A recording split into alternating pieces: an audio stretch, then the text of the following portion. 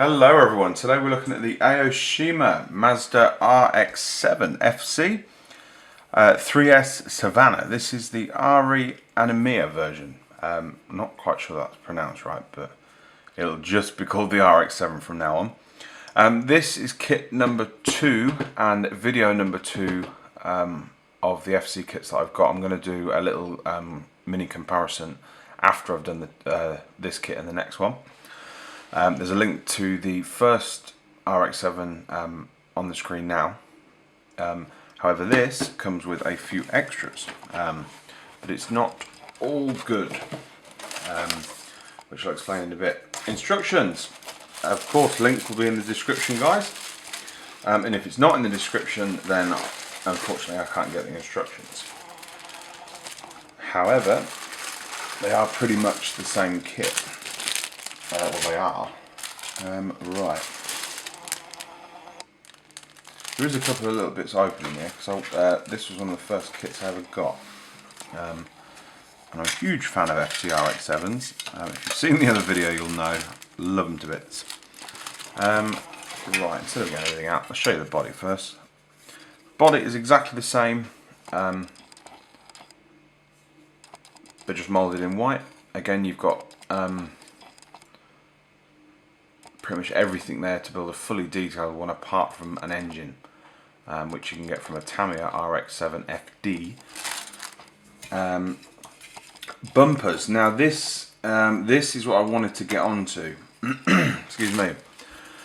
Now, in the other video where I did the standard RX7, I showed you the one and only bumper that comes with it, and of course that's OEM, and that fits perfectly. However, I'm just going to do this off the camera because it's easy, and then I can just show you on the camera. Right.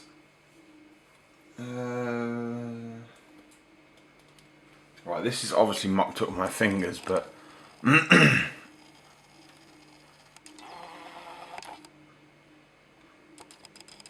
you can see, if the camera stops messing about,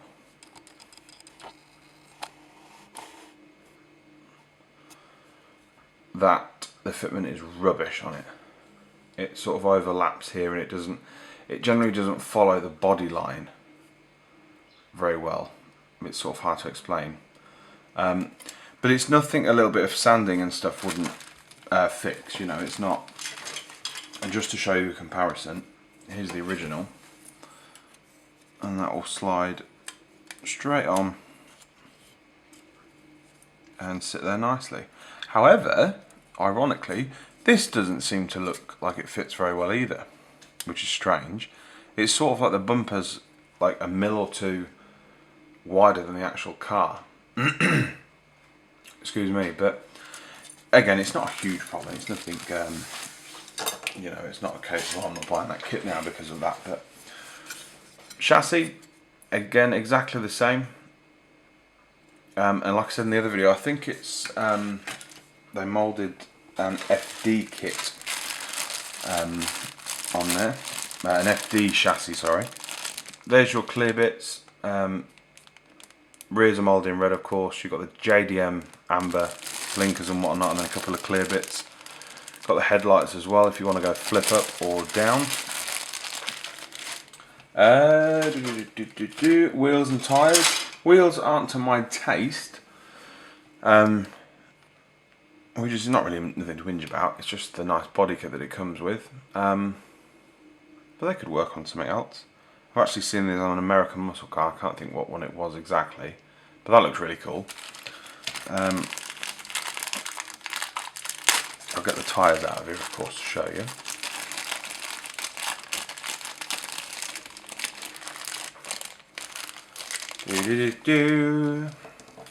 Right, they're all the same width, so it doesn't matter what tyre I put on. And there you have it. One tyre, one body, and there you have it if you wanted to go for the deck look.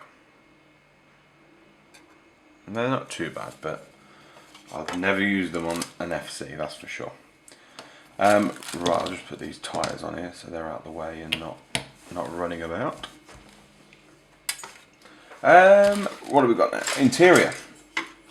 If you notice on the other, I can't even speak now. On the other FC kit, the original, the OEM one, so to speak, that comes with the BBS wheels, you get two interior tubs. You get one with seats and one without. However, this one, you only get ones with rear seats. Yeah. While I'm on it, there's your clear bits, windows, whatnot. You've got these as well, which don't come in the other kit. Which is exclusive to this kit, are those headlights. So you don't actually get flip-up ones unless they're in this other one. So that's something to bear in mind if you wanted to build this kit with non-flip-up lights. Although in all fairness, you could always paint the clear bit, so yeah, you get the best of both worlds. Two steering wheels on this. And then, as I've said in the other video, try to keep repeating myself, but they are literally exactly the same, these kits. Where this thing is, the binnacle, my plan is just to put a bit of clear plastic behind that and then over the top of the decal to sort of give that extra little bit of realism. Separate door cards as well, which are quite nice. And if I sound like I'm rushing this, I'm not. It's just probably best if you look at the other video, because they are literally exactly the same kits. And we have suspension bits. You've got one exhaust here, and there's another exhaust in the other other sprue that I'll show you in a minute. And then just your usual suspension bits, normal brakes, they're not drilled or anything like that. Now, this has some goodies in. I normally do the decals at first because they're normally separate, but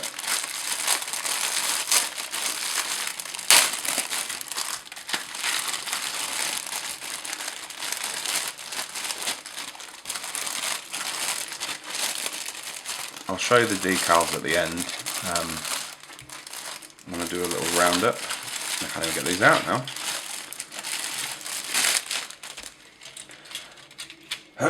Excuse me, I need another coffee, I think. Exhaust, chrome. So you do what you want with that, or you could use the other one. Depends on how you want to build it, really. There's your decals. Like I said, they'll be at the end of the video for you. Right, what do we have here? We have. Let's get the little bits out of the way. Window masks.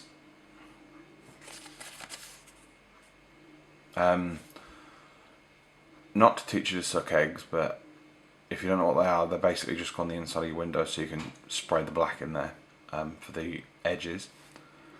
I'm going to save that till the end, and then you've got more chassis bits which I think are duplicated, which are quite strange, but you know, never a bad thing to have too many parts.